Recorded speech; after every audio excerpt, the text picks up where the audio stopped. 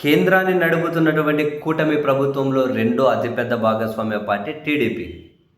So, పేరుకే రెండో అతిపెద్ద భాగస్వామ్య పార్టీ అని కానీ, ఆంధ్రప్రదేశ్ ప్రజల ప్రయోజనాలు నెరవేర్చడానికి మన రాష్ట్ర నాయకత్వం, మరీ ముఖ్యంగా మన ముఖ్యమంత్రి గారు ఎలాంటి గట్టి ప్రయత్నము చేయకుండా ఉండడం చాలాసార్లు మనకు ఆశ్చర్యం కలిగించక మానదు. ఎంతసేపు ఉన్న కేంద్రంలో ఉన్న వాళ్ళను పొగడ్తలకే పరిమితం అయిపోతున్నారు. రాష్ట్రంలో తన ప్రత్యర్థుల మీద ఏదైనా రాజకీయ కక్ష తీర్చుకోవడం మీద దృష్టి పెడుతూ ఉన్నారు. అమరావతికి ఏవైనా విదేశాల నుంచి అప్పులు తెచ్చుకునే గ్రీన్ సిగ్నల్ ఇస్తే చాలు అనే దాని మీదే దృష్టి పెడుతూ ఉన్నారు. కానీ సీరియస్గా రాష్ట్ర హక్కులు నెరవేర్చి రాష్ట్ర ప్రజల ప్రయోజనాలు నెరవేర్చడం కోసం కొన్ని నిర్ణయాలు తీసుకునేకి, కనీసం కొన్ని చిన్న చిన్న నిర్ణయాలు కూడా తీసుకొని కేంద్రం మీద ఒత్తిడి తీసుకొని వచ్చి సాధించే ప్రయత్నం కూడా చేయలేకపోతున్నారు. ఇప్పుడు చూడండి, మత్స్యకారుల సమస్య. మామూలుగానే వాళ్ళకి చాలా ప్రతికూల వాతావరణం ఉంది. ఇప్పుడు ఒక ఏమంటారు, అంతర్జాతీయంగా నెలకొని ఉన్నటువంటి సమస్యలు, ఇబ్బందులే కాకుండా బై డిఫాల్ట్గా వాతావరణంలో వచ్చే మార్పులు, ఇవన్నీగానే వాళ్ళ వేటను కాంప్లికేటెడ్ చేస్తూ ఉన్నాయి.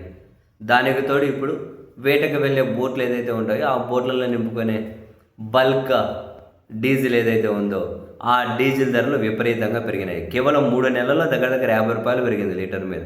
మార్చిలో 86, 87 ఉండే, ఇప్పుడు 137 ఉంది. 50 రూపాయలు పెరిగింది 3 నెలల్లో. సో మరి ఇంత రేట్లు ఎలా వాళ్ళు భరించాలి?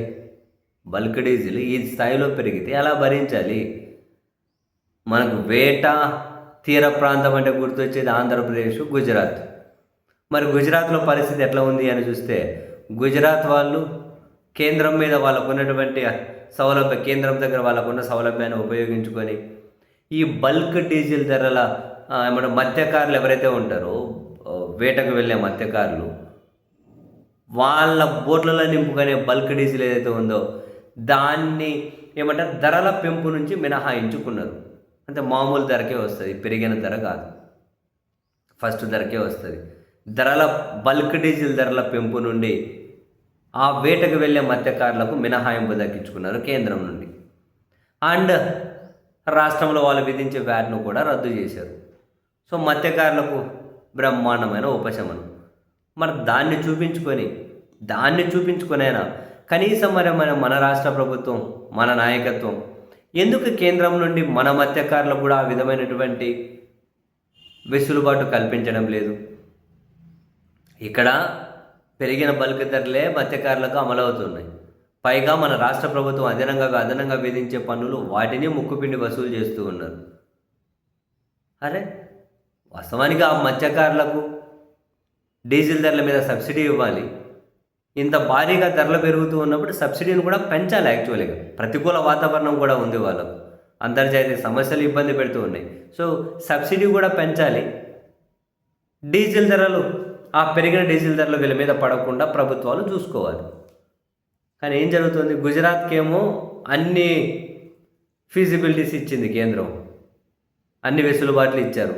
మరి మన వాళ్ళు ఎందుకు సాధించుకొని వస్తలేరు?